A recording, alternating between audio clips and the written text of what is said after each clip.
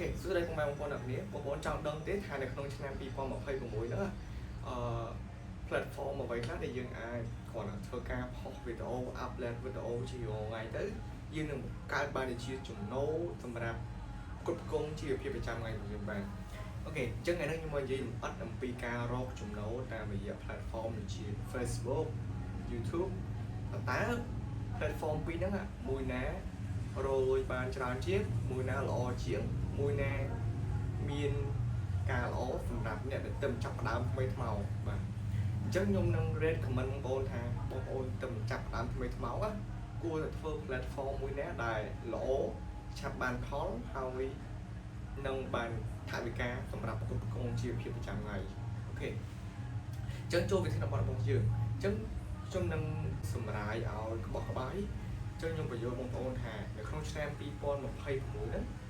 platform Facebook platform YouTube algorithm របស់វារុញទៅលើវីដេអូបែបម៉េចហើយឲ្យតម្លៃទៅលើអ្នកធ្វើមេតិការបៀបណាបាទអញ្ចឹងទីមួយខ្ញុំសូមនិយាយទៅលើ platform Facebook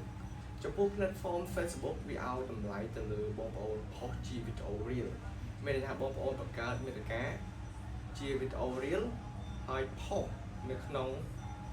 រយៈពេលចន្លោះពី1នាទីចុះមកក្រោមបាទ1នាទីចុះមកក្រោមសម្រាប់វីដេអូ reel មានទម្រង់ផ្ទៃប្រឈរបាទបងប្អូនផុសទម្រង់ផ្ទៃប្រឈរបើសិនបើជាបងប្អូនមានតែ smartphone បងប្អូនអាចថតទម្រង់ប្រឈរហើយបងប្អូនធ្វើការផុសនៅក្នុងរយៈពេល1នាទីចុងក្រោយ Facebook នឹងធ្វើការរុញជាplatform reel របស់យើងទៅមនុស្សទូទាំងសកលលោកបាទនេះគឺជា algorithm របស់ Facebook នៅក្នុងឆ្នាំ2026ហ្នឹងហើយនៅពេលដែលបងប្អូនធ្វើគ្រប់លក្ខខណ្ឌខ្ញុំសង្កេតមើលហើយខ្ញុំសិក្សាស្រាវជ្រាវនៅពេលដែលបងប្អូនទទួលបាន viewer សរុបក្បាក់ក្បែរ1M បងប្អូនចេះស្នើដើម្បីធ្វើជា partner របស់ Facebook នៅពេលនោះ Facebook នឹងធ្វើការ invite បងប្អូនដើម្បីឲ្យបងប្អូនក្លាយជា partner របស់ Facebook ហើយរាល់វីដេអូរបស់បងប្អូនដែលបាន upload ទៅវានឹងគិតជាលុយសុទ្ធជាទឹកប្រាក់ដើម្បីឲ្យបងប្អូនធ្វើការបើកតាមរយៈPayPal ហើយបើកតាមរយៈ Google អីចឹងជាដើមបាទហើយយើងអាចភ្ជាប់កុងធនាគារយើងបានពេលក្រោយនៅពេលដែលណាវា invite យើងឲ្យ set up ជាមួយនឹង tool មួយដែលមានឈ្មោះថា content monetization បាទនៅក្នុងស្រុកខ្មែរយើងបច្ចុប្បន្នមិនថា page ខ្មែរមិនថា page បរទេសមិនចាំបាច់ប្រើ VPN ប្រើអីវិញឆ្ងាយទេបងប្អូនគ្រាន់ធ្វើការឲ្យវា active មួយវាជារាល់ថ្ងៃផុសវីដេអូ post status ផុសរូប add story ហើយឧស្សាហ៍ active មួយវា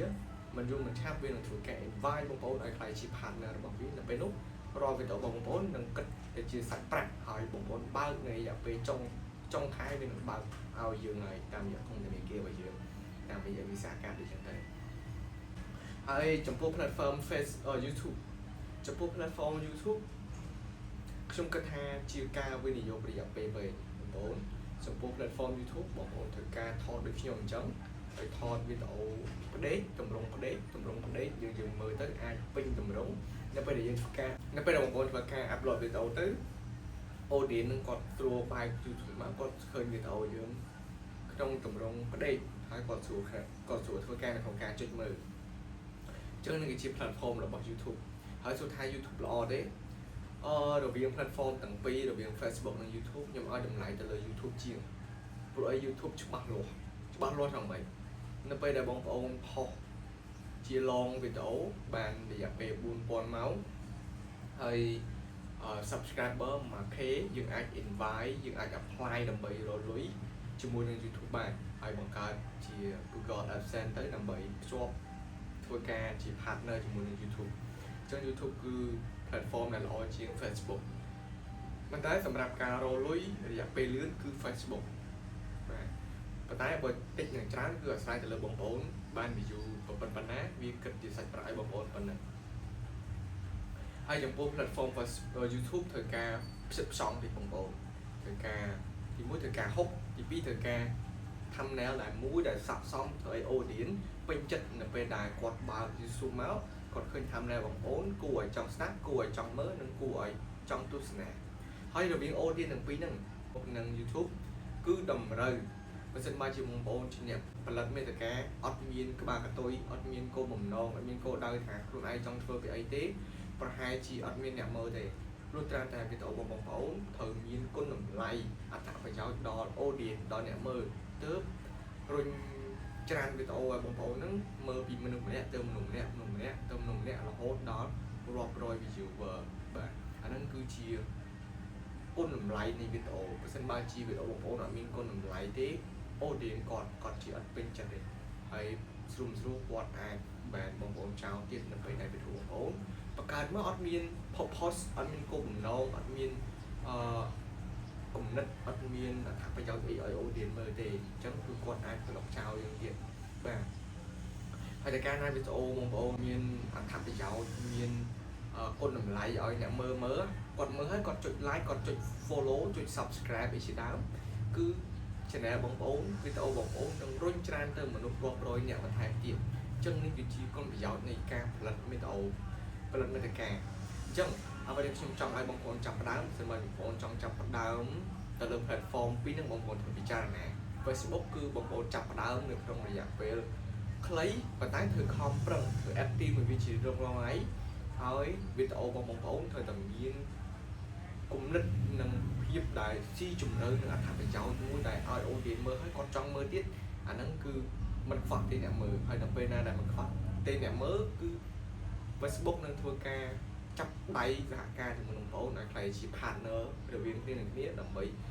គិតជាសាច់ប្រាក់ឲ្យបងប្អូនប៉ុន្តែបើសិនមកជាបងប្អូនចង់ investment រយៈពេលវែង long term ណាបងប្អូនអាចមកចាប់ផ្ដើមជាមួយនឹង YouTube បាន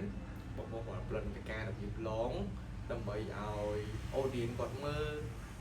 ជាមាតិការបៀបrelaxing ក៏បាន play shot ក៏បាន audience នៅពេលដែលគាត់ចេញពីការនិយាយអញ្ចឹងទៅគាត់ស្ដាប់វីដេអូបងប្អូនគាត់ទទួលបានអារម្មណ៍ថាស្រស់ស្រាយហើយវីដេអូបងប្អូនរយៈពេលវែងទៀតគឺត្រូវមកតែម្ដងគឺរលួយបានច្រើនមែនទែន YouTube ហើយចំពោះការ compare គ្នានៅថ្ងៃនេះ compare ថារវាង YouTube និង Facebook មួយណាលួយបានច្រើនជាងតាមខ្ញុំសង្កេតមើល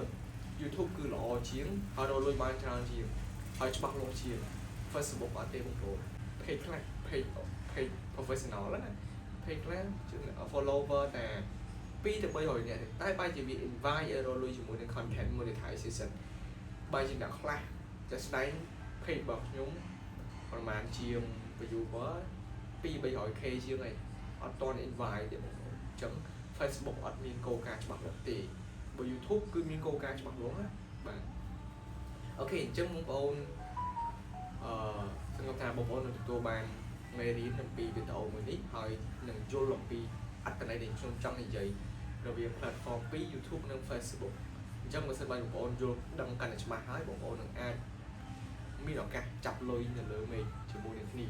លុយនៅលើមេឃហ្នឹងច្រើនណាស់បងប្អូនដែលយើងមិនទាន់ចាប់អស់អូខេអញ្ចឹងវីដេអូខ្ញុំមានតែប៉ុណ្្នឹងបងប្អូនភ្លេចជួយ subscribe channel YouTube របស់ខ្ញុំម្នាក់មួយទៅនឹងទទួលបានវីដេអូថ្មីជារៀងរាល់សប្តាហ៍អរគុណច្រើន